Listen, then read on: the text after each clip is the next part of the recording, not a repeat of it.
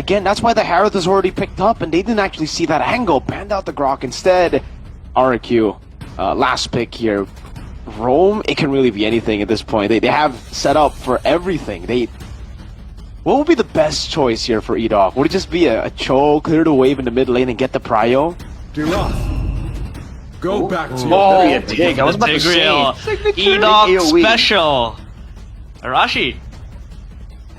Yeah, I mean, good crowd control against a full-on dive composition. A ways to push away everyone away from your backline. Technically, if Navi are still trying to dive onto that Farsa, it's not, as dynamic, but I think it will do the job. I was thinking something like big crowd control or sustain, and crowd control is the way they've gone for.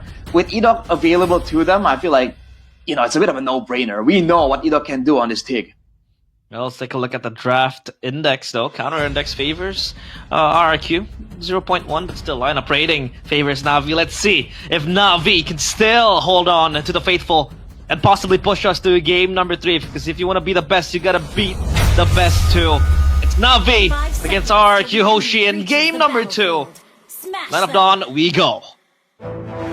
Let's see whether it's going to be a full clean sweep with a signature Tigreal on the hands on the machine. That's not the machine, it's the engine. I mean, we've called him so many different names here, Edok, man. What do we call him, guys? Do we call him the X Factor? The Catalyst? I call him Mr. Handsome. What do you call him, Arashi? Interesting. Mr. Handsome. Yeah, I completely forgot. We don't have a locked-in moniker for Edok just yet. I mean, Nope. Oh man, we should come up with something off cam, dude, because I think he deserves one at this point. He's been so consistent, and looking at the Emblem Store by GamesMax, you're seeing again the pull yourself together for Edok. He wants to make those plays happen. Rins dodges away from that, still with the tenacity. Arguably, there's going to be more danger for Rins, so the tenacity is going to be so beneficial for him. From the side of Navi, again, it's more so on the aggression. They are more concerned about beating Rrq instead of surviving the initial onslaught. We'll see if Rrq, again, will be able to get the better of Navi just purely from having a better sustain. Yeah, the Festival of Blood pickup from the Arlet 2 has been so meta, mostly in this patch. Gives sustainability and can just go for the Oracle later on for the Arlet. Both junglers hitting level 4 now. The Joy in this composition. Kind of hard to pull against the Harith, but what do you think of this Joy, Arashi? Hold on a minute, nor you! A lot of damage. Alright. Wasn't want to go full commit on that play there. Oh! Great arrow landing on Zunish of all people! And that's first blood to Endoryu. A pick that Arashi was about to talk about. Is this Selena the answer, though, Arashi? I mean, dude, he got so greedy for that buff, man. And as a result now, free turtle for Navi. Definitely an overstep from Rrq there. Gotta respect it, man. Early game Selena, that's a massive problem. Honestly, the Joy against the Harith, I feel like, again, it's more so that there's not a lot of options here. Navi, again, are planning on shutting down the Farsa more so than anything. But remember, the Gatot Kacha, it really isn't as tanky against a Harith Farsa combo. Although, again, there's going to be a bit of a window here before Toy can actually get some more items and scale properly to be the threat that Apro can't really, tank off. Still, audience prediction by GoPay, 76% for Rrq. Nothing changing quite significant just yet.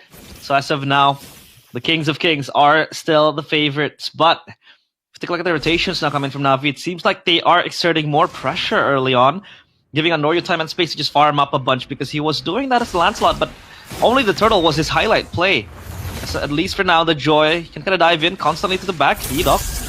We'll try to scout for information, but Afro is just waiting in the wings. So for now, Navi just focusing on that early game, playing discipline and not forcing fights like they used to in game number 1. No real need to actually force out these fights, man. They can play it slow as much as they want and then just build up to a lead that they already have technically, right? So they can just constantly use this lead. Rins is very compromised in this position. Rrq will have to group up together up top. Shive able to dash away. Oh, almost getting the kill. Last turret shot, not able to get Zunish down. Rrq find a cheeky pickoff in the gold lane. Shive was not expecting that, man. That's a small win with only 2 members, so the rest of the team are rotating towards cars. able to get away. Fine. Again, Rrq just trying to get as much pressure as they can here to set up for the neutral objective. And Doryu popping electrifying beats right as the turtle spawns. Yeah, temporal rain. But I don't know, is it going to be up in time? Fight this. Oh, final slash. Ooh. Oh, he's out of there, man. That's an Abyssal Arrow landing on Edok. Apro doing a bit of damage, but it's only a Gata Catcha sent there. Edok is such a threat. He's there, not using Implosion, and that makes him such a big threat. Again, the AOG comes down. That's going to be the shove. Apro able to find it in time. Now it's an all-in over to the two members, and Doryu taken down. Apro will follow next as well. Great rotation by Toy. Rrq, 5-man strong in that team fight. The rotations coming through. So now Navi, they have a wound in their legs, not walking as stable as they were. And Cars constantly pressured down bottom. Yeah, it's gonna be fine. Alright. Well, Zunesh, again, gets more camps here. Dude, Rrq has been losing when it comes to the full-on setup, it seems like. But right there, Navi, again, way too overzealous, man. You're against a team with so much AoE. What made you think diving together like that would serve you? They've been getting so much value from, like, you know, long-distance pickoffs. Toy here, almost threatening a solo kill. You're saying the Harith would it be a problem, but Navi, they cannot go for a full-on 5v5, especially with the ultimates still available from Rrq. They gotta either bait out some of those big ultimates or make the fight as scattered as possible. They can still dive as 5, but, you know, not from the same angle. Oh, for the airstrike coming out. Oh, Rez with a jump in. That's a final slash over to Doryu, who's able to get away again. Rez is the one who disengaged from that. Try to go for the kill, ends up going flicker for flicker with Ukir. It is apparent that this Harith will become a problem so insidious. But so far, they want to kind of siege out top lane. So the question is for Navi, how do they deal with this Harith, Arashi? Well, they gotta shut it down somehow, get a pickoff, get a catch. But it's a Purify Harith, so oof. Scary stuff there from Rrq, man. They have so many ways to really start a fight off with Rez and Edok. This is the kind of combo we were talking about. EXP lane and roam position, able to actually coordinate, you know, the mind games, the trades, right? Who's gonna engage this time? The feints almost. Edok running nose first into Shive. But again, this is the control that Rrq have, just purely off crowd control advantage. Yep. It's the Tigreal, man. Edok always utilizing the space. Rin's gonna be caught by the Abyssal Arrow and a trap. Meanwhile, in the mid lane, Sudesh tries his best to get in. Fancy execution. And Doryu with electrified beats takes Sudesh down. An Abyssal Arrow not landing. Rez looking for the final slash, able to find 2 on the board. But it's just the front line now. And Doryu on the purple buff. Still they're taking a fight. But the airstrike coming out. Cars still able to survive with a chrono dash of Toy. Gets him down. Apro forced to back away. And Navi, despite that pickoff on Zunesh, can't get the turtle. It's now in Doryu in the mid lane, looking for Edok, who doesn't have the implosion anymore. Rez, what? Walks up, taunts down, and an Abyssal Arrow lands again, forcing the Purify out of Rins. Navi getting a lot from that trade, and this turtle will be next on the menu for them. Edok still without the implosion, Toy is close by. They want to fight this. Apro walks over to taunt now, Zunesh walking away as well. That's even the AOG locking 2 members down, even with Toy. But Edok gets away. Zaman Force used already. Rins, no feather airstrike, and Doryu walks up. Zunesh gets the combo in, and Doryu tries to dive in with electrifying beats and will be able to get a bit of damage down the curtain call. And the Abyssal Arrow lands. Toy gets very low, and Doryu burning down Rez with a flicker, gets the vengeance and the kill over. Rrq still able to reply, but is this the turnaround that Navi is looking for, Arashi? They haven't really gotten the goal lead just yet, and Zunesh, while all that was happening, has been keeping busy, but he's falling short to Andoryu right there. Oh, Abyssal Arrow! What a read with the Abyssal Arrow! Ukir! No! Reads the puncture! Oh, from downtown. He's cheating! He's got Amax! He's cheating! Check his phone right now. Might have that aimbot or something. But that was beautiful. That shutdown to Zuna. She's suffering 1-3-3 for the Lancelot. But will this Lancelot be a problem for Navi later on, Arashi? Well, later on, there are going to be targets available, but for the most part, I feel like his job is more so to pressure the backline and to follow up on a big implosion. I feel like that's the best way to really go about this. Because again, there's not a lot of heroes available from Navi that, you know, he can kind of like decisively assassinate technically. So he's better off kind of forcing Afro to play a bit more defensive, you know, to kind of be on bodyguard duty instead of going for an AOG. But so far, again, these abyssal arrows, these individual burst damage is what's allowing allowing Navi to kind of shut down Rrq. Edok doesn't really get that Sacred Hammer, unfortunately. And Andoryu is really outdoing Zunesh in terms of damage and also in mobility, though. You're seeing that Zunesh can't really get away from that Joy, so you're seeing the value there. But again, in a 5v5, especially when the Lord is in the picture, fully expect Rrq to get a bit more, you know, a bit more pressure, a bit more position in the neutral objectives. Unless battle, though, purchased by Zunesh. Same goes for the Blood Wings for Rin, so he has that safety net shield, but as of now, Navi, they're still scrambling, looking for scraps to feed on themselves. Rrq always on guard with a very high shield up on the skies for them. But it feels like a game where Edok holds the Tigreal. I would never count them out. One moment is what it takes for Rrq to just turn the tides around. But not for the Lord, it's going to be danced up on Rrq. They have the rotations coming in, and they want to get prio on this Lord. And don't forget that Rrq, they have like 2 Purifiers to work with. Navi only have 1. So again, that implosion threat becomes that much more fatal here if Navi don't position correctly. So far with the advantage that they have, even though it's only a 500 gold lead, they've done enough to kind of demand Rrq's respect. So fortunately, almost a read on the flicker there, but yeah, continue Rashi. That's just a flicker burn for Ook here. I think Rrq might just go and set up for the Lord again, this time holding it. Yeah, I was about to say that they've demanded Rrq's respect. As I say that, though, Rrq wrestle it back immediately. They spot Andoryu here, so what's the move? They can kind of go for a punish, get him on low enough that they can't be a 50-50? No. Or, no, they might go for just wait for a bigger full-on team fight. The Joy is up there, though. Very far. The junglers are close by Andoryu. Whoa. That's an all-in. Great stun! Andoryu able to escape just a bit, but Zunesh gets the basic attack. And Andoryu is down, and Navi will have to concede this one. There's no way they fight it. Curtain call already over to Rez and Edok. Big resource burnt down to Zunesh. Goes for the Thorn Rose. Seems like they still want to, despite the kill on Andoryu, want to look for it. Rez of the Vengeance constantly here. 2 times, I believe he actually missed the reset of the second one. Gives Cars all the free reign. That's going to be the final slice of the Vengeance coming down as well, but there's no follow-up just yet. Edok still looking for the play. Shiva in the back, poking him down. Cars very low, gets away with a dash again. That's an arrow, dodged away from Opera, looking for the play, but Zunesh sticks his red tree and gets it down. Navi again, just crumbling. Cars want to go for something.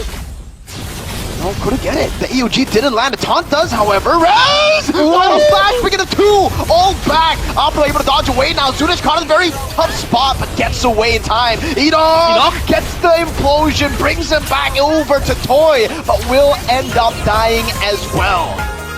Arashi, break that down for us. Man, it's just Rrq again with this Sir Rin special. He walked up to a Joy on a Farsa and kind of facilitated the assassination. What the heck was that, dude? That is not the usual Farsa gameplay. And afterwards, again, the setup layering.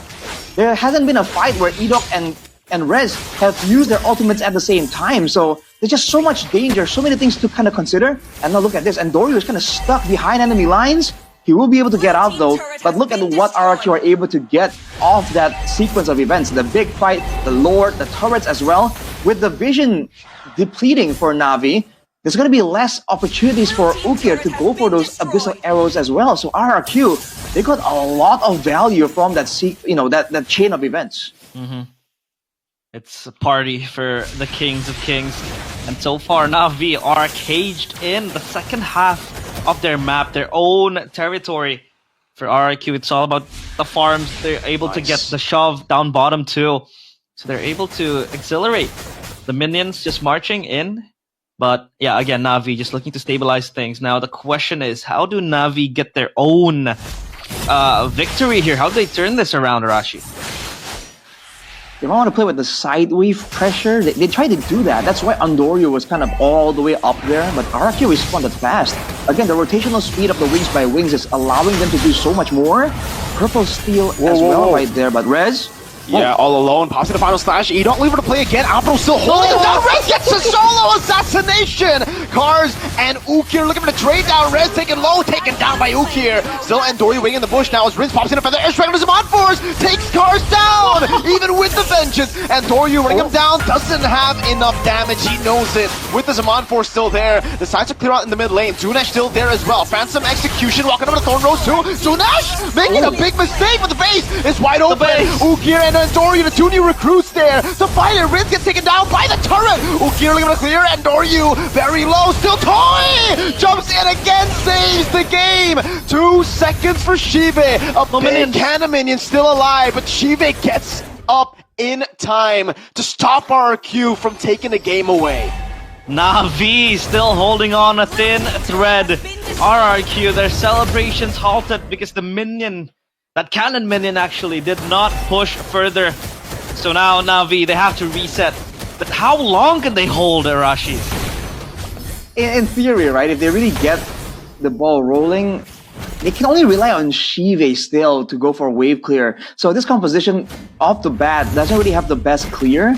I feel like if Rrq get a solid Lord take in the next one, they can set up for a proper 3-way push, a big team fight, and they can end. So Navi's window is now to try and find something, right? A big Abyssal Arrow, an AOG, something like that. They gotta try and make the move before Rrq make the move for them. And as of yet, Arashi, I don't think Shiva has any Skypiercer stacks. I think he's died. Oh my lord, No. Edok.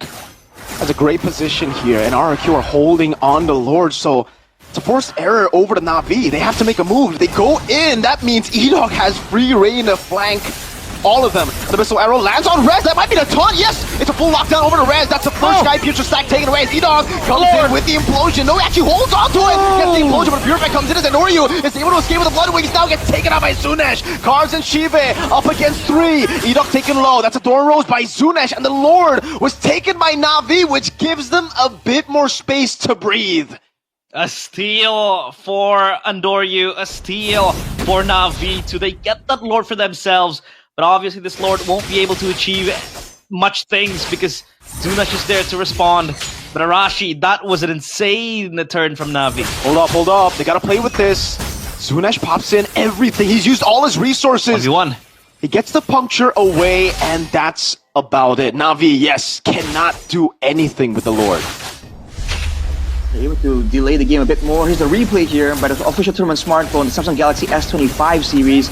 It's the full-on burst towards Rez, so that's a huge amount of damage taken down. But then Toy afterwards, he got so low all during the beginning of the fight that he gets taken out. And at this late stage of the game, even if Shive is low on kills without any stacks on the Skypiercer, if Toy gets taken out, that is still a late game level 15 Granger. So I think Rrq needs to respect Navi a bit more. All the way from that base fight, man, I think Rrq really jumped the gun and thought they had a full-on rush finish. Now they're going to force to contend with Navi, who is catching up. Again, the same win conditions still apply. Rrq are waiting for the big 5v5, but they got to be more proactive here. Andoryu? Gets out. Yeah. He gets out. Pops the electrifying beats though. That'll be quick on cooldown. But I think another underrated aspect of Navi is the fact that they can poke from afar. I mean, sure, Rinz can do that too, but they have the Granger with a Death Sonata and the Rhapsody, plus maybe Ukir just zoning out, looking for information, scouting with an Abyssal Arrow, so at least they can open up the bushes and maybe just force Rrq into an unfavorable position. But as of now, it's Rrq all over the map. Again, Edok looking at his positioning. He's always looking for the flank angles. He hasn't been frontlining that much, but the Abyssal Arrow lands, and Rez is going to be fine. Takes a chunk off of Zunesh. Look for the chase, gets the puncture down. Wow. Phantom execution. Zunesh able to get a lot of damage down now. Toy looking for the angle as well. Gets an implosion! Over to 2! An AOG force out of them now. Demand force used up too. Apro still able to survive for a bit, but it was inevitable. What a play by Edok! Mr. Playmaker again and again. He was looking for that angle. He got it. Andoryu. Thunder buys. Oh, it was Apro with the immortality buy. And here comes in Shiva! Taken out by the final slash of Rez. Rinz walks up a bit too aggressively. Pops in for the airstrike too. And Doryu can't get anywhere out. Rinz gets a solo. And Rrq clean sweep Navi. Navi schooled back to their classes by the Kings of Kings. Rrq Hoshi again getting that win with convincing fashion too. So Navi, they're gonna stumble after what was a honeymoon phase yesterday against Alter Ego. Man, what a game there. Rrq, they kind of lost control towards the end, but man, they